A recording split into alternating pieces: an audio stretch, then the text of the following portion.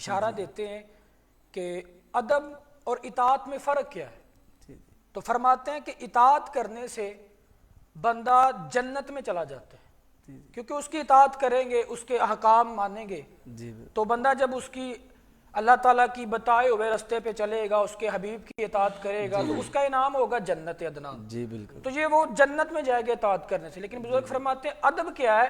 ادب کرنے سے بندہ جنت میں نہیں بلکہ جنت بنانے والے رب کے پاس جائے گا، سبحان اسے اللہ، رب مل جائے گا۔ سبحان اللہ، کیا بات! اور ادب کتنا بڑا ہے کہ یہ ادب اتنا بڑا چیز ہے، اتنی بڑی لفظ ہے یہ کہ اس سے ولایت کے راستے نکلتے ہیں، اسی سے بندہ ولایت کی طرف جائے۔ جب بندے کے اندر ادب رچ جاتا ہے جی جی تو پھر بندہ فقیر بھی بنتا ہے، پھر بندہ سالک بنتا ہے، پھر صوفی بنتا ہے، پھر اللہ کا محبوب بن جاتا ہے۔ جی جی جیسا کہ آپ اگر واقعہ معراج پڑھیں جی تو کیا ملتا ہے کہ جناب رسالت مآب صلی اللہ علیہ وسلم جب بارگاہ الہی میں حاضر ہوئے تو قریب صلی اللہ علیہ وسلم سے سوال ہوا کہ محبوب بتائیے کیا لے کر آئے ہیں؟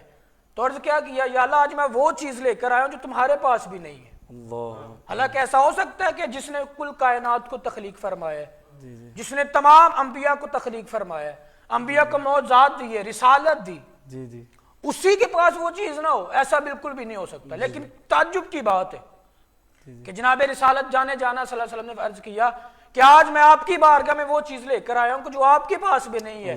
تو الہی نے فرمایا وہ کیا چیز ہے پیارے؟ فرمایا اے اللہ میں ادب لے کر آیا، آج ہی لے کر آیا، دو زانو بیٹھ۔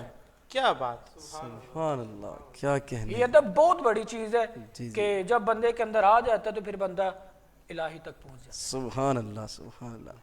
جی بہت ہی خوبصورت جواب دیا، تو ہم اگلا سوال شامل کرتے ہیں۔ جی علامہ صاحب، خدمت استاد کا صلہ، اس کے بارے میں آپ کیا بتائیں؟ بہت اچھا سوال ہے جس کی ہمارے معاشرے میں بہت زیادہ اور بہت سخت ضرورت ہے، خدمت استاد۔ آج کل تو وہ وقت نہیں رہا، آج تو اللہ خیر فرمائے تھی امان اللہ کے، آج تو اسٹوڈنٹ استادوں سے کام کرواتے ہیں۔ جی جی پہلے وقت ہوتا تھا جیسے گفتگو کے دوران آپ نے بھی کلام کیا، میرے استاد محترم پروفیسر رانا حبیب ربانی صاحب، آپ نے بھی گفتگو کی بڑے آسن انداز میں کہ جب بچے کو داخل کروایا جاتا تھا تو کہا جاتا تھا کہ ہڈیاں ساڑیاں نے تو ماس تو ہڈ ہے۔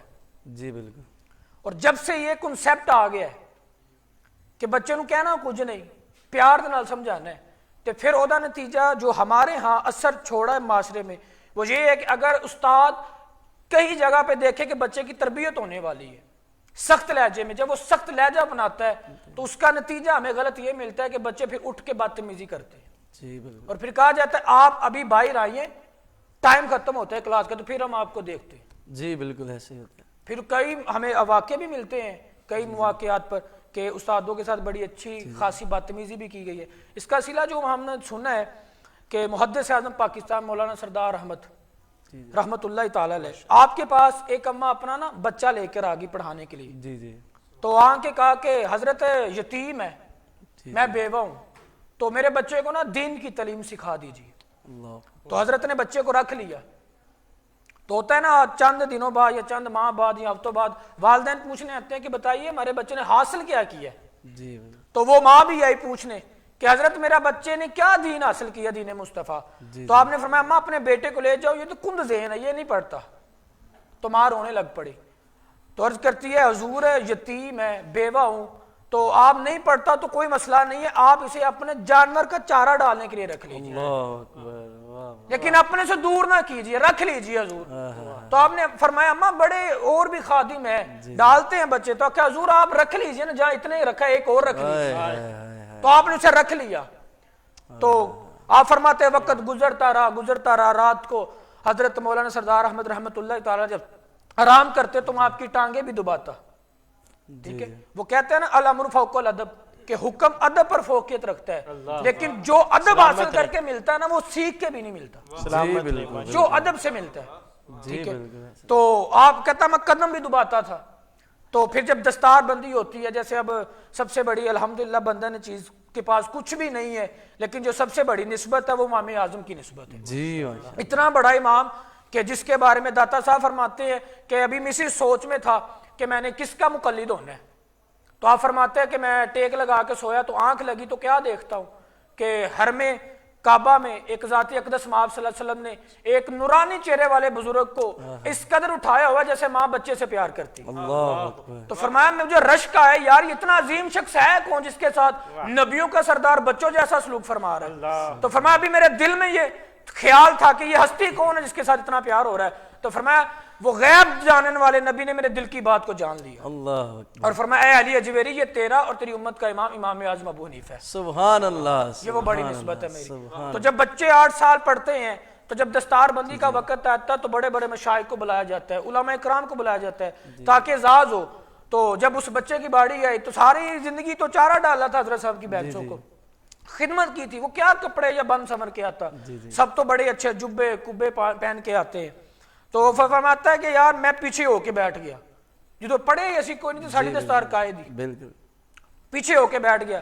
فرماتے ہیں سب کی دستار کسی ولی نے کی, کسی صوفی نے کی, کسی عالم نے کی, لیکن جب میری باری آئی نا تو حضرت صاحب نے فرمایا کوئی بھی دستار کو ہاتھ نہیں لگائے گا, اللہ. اس بچے کی میں دستار کروں گا. فرمایا جب میرا نام بولا گیا تو ایسے جیسے ہواؤں میں نہیں اڑنا شروع ہو گیا کہ میں گناہگار پرانا خادم, مینو کسے در بھی نہ ٹوئی ہے. واسف جدو یار نے نظر کی تھی پھر واسف ہوئی.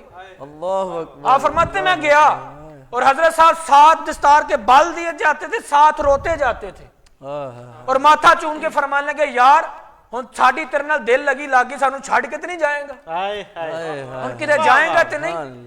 تے آپ کہنے لگا حضور میں رو کے آکھیا حضور جاوے تے ہو جدا کوئی ہووے, میرا تے آسرے تسی ہو. پھر اس بچے کو اس خدمت سلا کا کیا موقع ملا جو مین پوائنٹ ہے, جو سارے استاد بھائی 8 سال پڑھتے رہے. وہ فرماتے ہیں کہ جب ہمیں کسی مسئلے میں ہم اڑ جاتے تو جس نے ساری زندگی بینسوں کو چارہ ڈالا تھا ہم اس کے پاس جاتے تھے, وہ حوالہ بھی دیتا تھا, سوال کا جواب بھی دیتا تھا. سبحان اللہ. اللہ اکبر. اللہ اکبر. یہ خدمت استاد کا سی. کیا خوب, کیا خوب. تو ناظرین آپ نے دیکھا کہ علامہ صاحب نے کیا خوب اور احسن طریقے سے جواب دیے. یقیناً ہماری روح کو چین ملا اور ناظرین آپ کو بھی بڑا سکون آیا ہوگا. تو الحمدللہ ناظرین ہم نے ادب اپنے استاذہ سے سیکھا ہے.